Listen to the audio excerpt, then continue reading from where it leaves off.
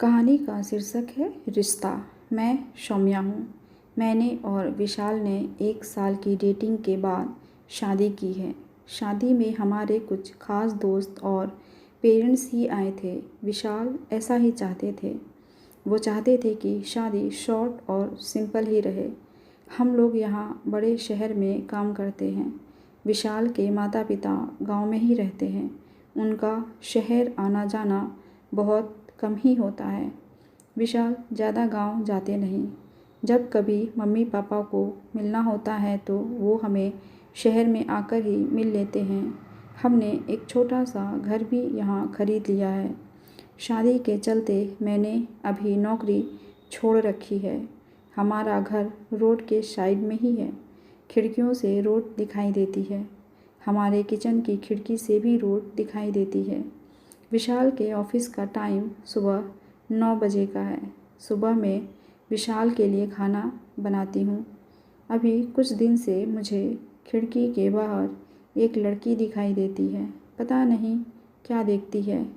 आज फिर मेरी नज़र खिड़की के बाहर गई। रोड के दूसरी तरफ वही लड़की ज़्यादा उम्र की नहीं थी, 26 की होगी। हमारे घर की तरफ आज फिर से देख रही थी। पहले दिन मैंने सोचा कि कोई होगी, लेकिन वो 3-4 दिन से लगातार आती मुझे दिखाई दे रही है। मैंने मन में सोचा कि जाकर उससे बात करूं। शायद किसी और का घर समझकर हमारे घर की ओर देखती रहती होगी। सुबह विशाल सोए थे। वो फिर वहीं दूर खड़ी दिखाई दी। इस बार मैं बाहर गई। उसने मुझे अपनी ओर आते देखा तो घबरा गई। मैंने उससे पूछा, क्यों, आपको क्या परेशानी है? आप किसे ढूंढ रही हैं? वो घबराई हुई बोली, विशाल यहीं रहता है। मैंने बोला, हाँ। आप कैसे जानती हैं?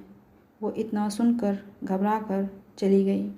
मैंने पीछे से उसे आवाज़ दी, पर उसने सुना नहीं। मैं अपने घर में वापस आ गई। मेरे आने पर विशाल उठ गए थे।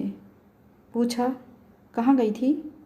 मैंने बोला, पता नहीं, एक लड़की है, वो हमारे घर की तरफ देखती रहती है और मैंने जब जाकर उसे पूछा तो तुम्हारा नाम भी जानती है।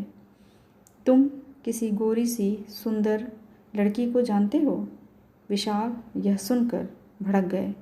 बोले, पागल हो क्या? कोई कुछ भी बोलेगा और तुम मान लोगी क्या? लेकिन यह सुनने के बाद विशाल के चेहरे का रंग जरूर उड़ गया था। मेरे भी दिमाग में कुछ कुछ चलने लगा। विशाल जब शाम को आए तब मैंने इस विषय में कोई बात नहीं की। अगले दिन मैं सुबह उठी तो विशाल पहले से उठ गए थे। मैं किचन में गई तो किचन की खिड़की लगी हुई थी और बड़ी मुश्किल से खोलने पर खुलती थी। मैं कोशिश कर रही थी, लेकिन ऊपर वाली कुंडी मुझसे नहीं खुली। मैं हमेशा नीचे की कुंडी से खिड़की लगाती थी, लेकिन आज खिड़की की ऊपर वाली कुंडी भी लगी थी। मैंने कैसे भी कुंडी खोली और खिड़की खोली तो मैं देखकर हैरान रह गई। विशाल उस लड़की से वहाँ जाकर बात कर रहे थे।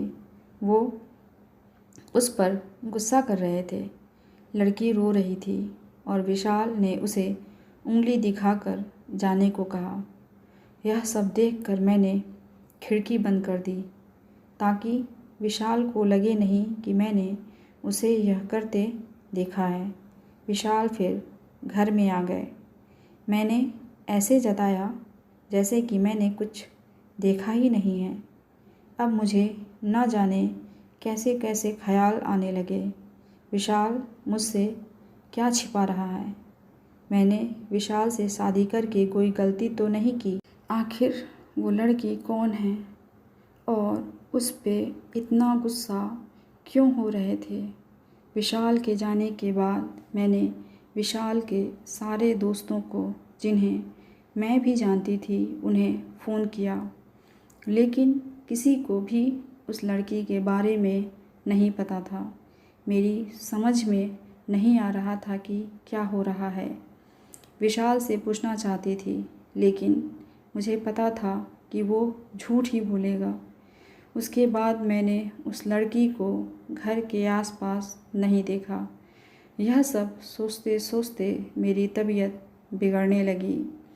विशाल मुझे बोलता था कि क्या हुआ, अपना ख्याल रखो, डॉक्टर के पास जाओ, लेकिन अब मुझे उसकी बातें बिल्कुल अच्छी नहीं लग रही थी। एक दिन जब मेरी हालत ज़्यादा ख़राब हुई तो मैं ऑटो लेकर पास के बड़े अस्पताल गई। डॉक्टर से अपनी दवाई लेने के बाद मैं अस्पताल के पार्क में बैठी थी। अस्पताल में मुझे वो लड़की फिर दिखाई दी। उसे देखते ही जैसे मेरी बीमारी पता नहीं कहाँ भाग गई। मैं उसके पास तेज चल कर गई और उसका हाथ पकड़ लिया और उसे बोला, तूने मेरी ज़िंदगी में उथल पुथल मचा दिया। बोल, उस दिन क्या बात कर रहा था विशाल तुझसे? क्या रिश्ता है तेरा मेरे पति से? फिर उसने मुझे जो बताया सुनकर मुझे लगा कि मेरा पति ऐसा है। उसने इतनी बड़ी बात मुझसे छिपाई। शाम को विशाल जब आए तब उस लड़की को अपने घर में देखकर चौंक गए। मैं भी उसके पास ही बैठी थी। विशाल उसकी तरफ देखकर बोले कि अच्छा, तो तूने इसे सब बता दिया? मना किया था दूर रहने को मेरी फैमिली से। मैंने बोला, विशाल शर्म करो, तुम इतने कठोर हो, अपनी सगी बहन की मदद नहीं कर रहे हो। वो लड़की तनु थी, विशाल की सगी बहन। उसने अपने पसंद के लड़के से शादी कर ली थी, इसलिए विशाल और उसके परिवार ने उससे सारे रिश्ते तोड़ दिए थे। विशाल ने कहा कि मेरी कोई बहन नहीं है। मैंने कहा, इसका पति अस्पताल में है, इसे रुपयों की ज़रूरत है। बहन नहीं तो इंसानियत के नाते ही तुम्हें इसकी मदद करनी चाहिए। और अपनी पसंद की लड़की से शादी तो तुमने भी की, फिर जो नियम इसके लिए है तुम्हारे लिए क्यों नहीं है? मुझे पता होता तुम ऐसी सोच वाले हो तो मैं तुमसे कभी शादी नहीं करती। जिसको बहन के आंसू नहीं पिघला सके उस आदमी के सीने में दिल नहीं हो सकता। इतना कहकर मैंने अंदर से अपने सारे गहने लिए और तनु के साथ जाने लगी। हमें जाते देख विशाल फूट फूट कर रोने लगे। तनु भी उन्हें देख रोने लगी। रोते हुए विशाल बोले, हमने इसे बहुत प्यार दिया। पापा ने, मम्मी ने, मैंने रानी बना कर रखा और यह ऐसे ही एक दिन बिना बताए घर से चली गई। हमारा प्यार तूने नहीं देखा।